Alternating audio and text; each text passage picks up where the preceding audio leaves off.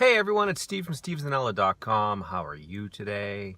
So I wanted to come on and talk about free therapy. Going online, looking for advice for problems that you have. Is it a good idea? Is it helpful? Or does it cause more problems than it solves? We'll talk about that next.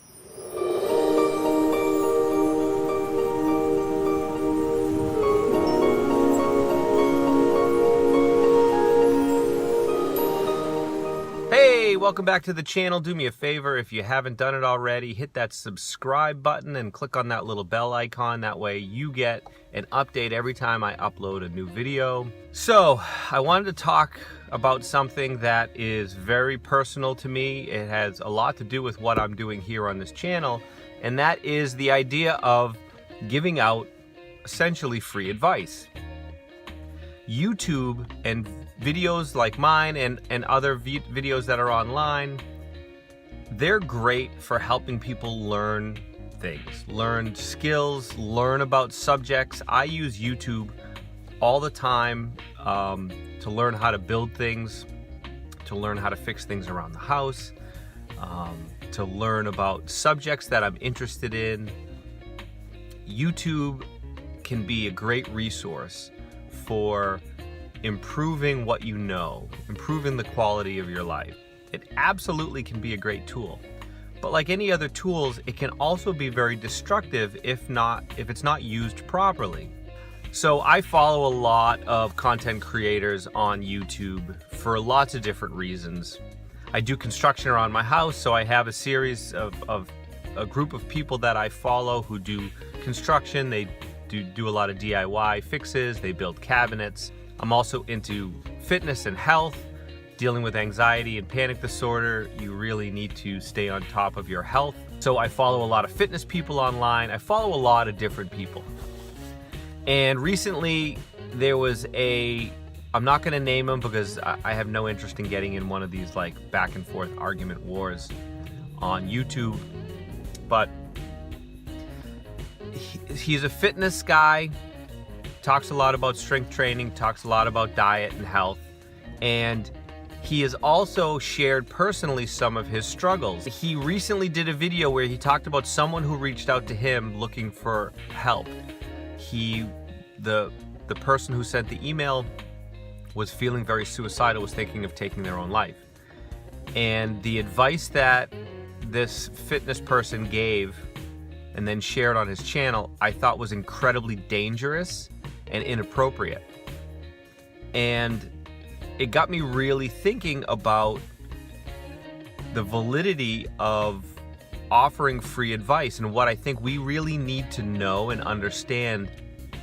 We as creators, we as people who put this content out there and share our stories, but you as a consumer, you as someone who comes on and searches for videos to learn how to do things or to get advice on their own life.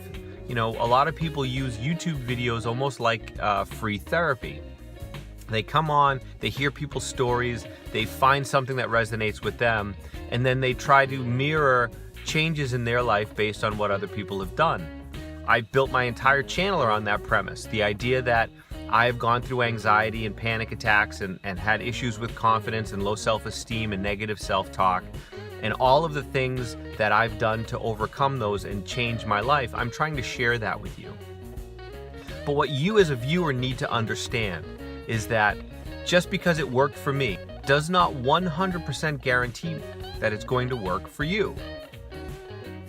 I hope that a lot of the things that I share are helpful, but I am not a licensed therapist.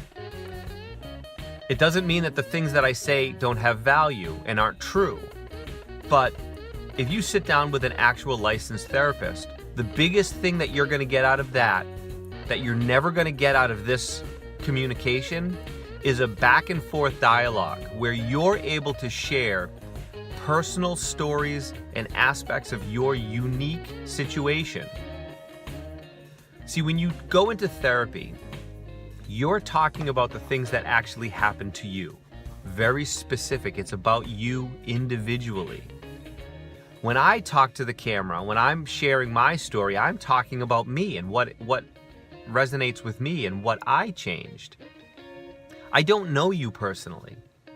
I don't know the specifics behind what went on in your life, or what you experienced, or who's still in your life, or who's no longer in your life.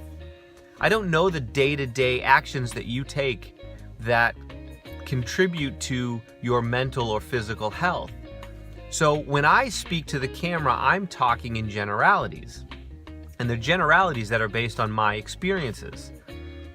You need very specific help if you're dealing with something like suicide. If you're thinking of ending your life, you should be talking one-on-one with a professional who can give you help.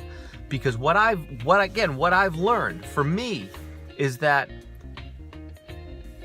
everything in life is temporary. Everything eventually passes and evolves into something else.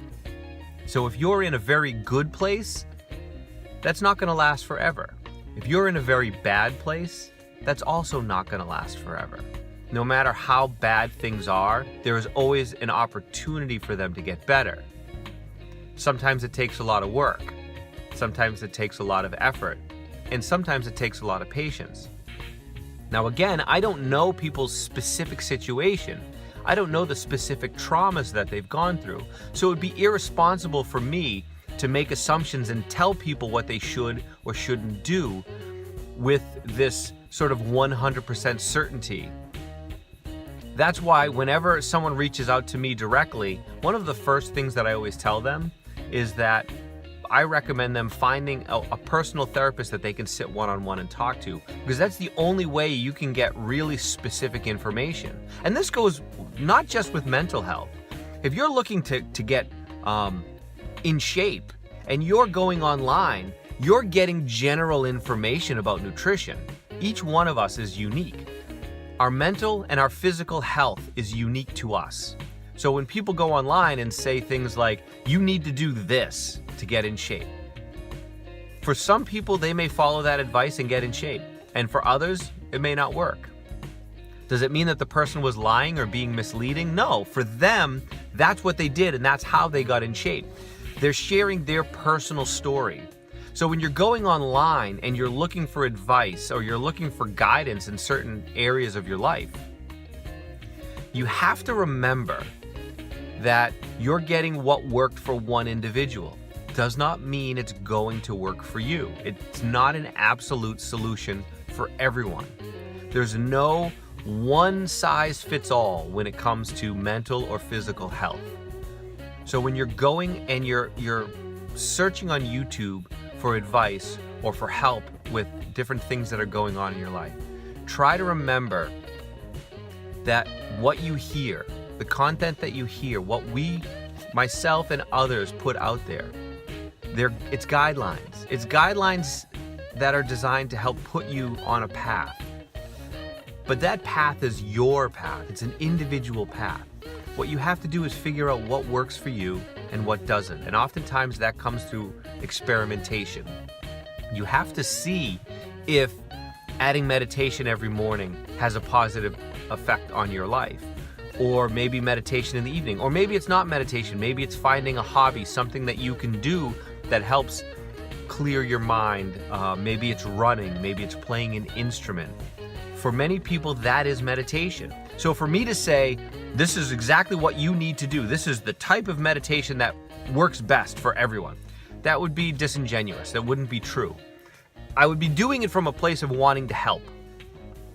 But it wouldn't necessarily help everyone because, again, we are all unique and what works for one person doesn't necessarily work for everyone. The point of this video is to just try to tell people out there to be careful when they're going online and they're looking for advice.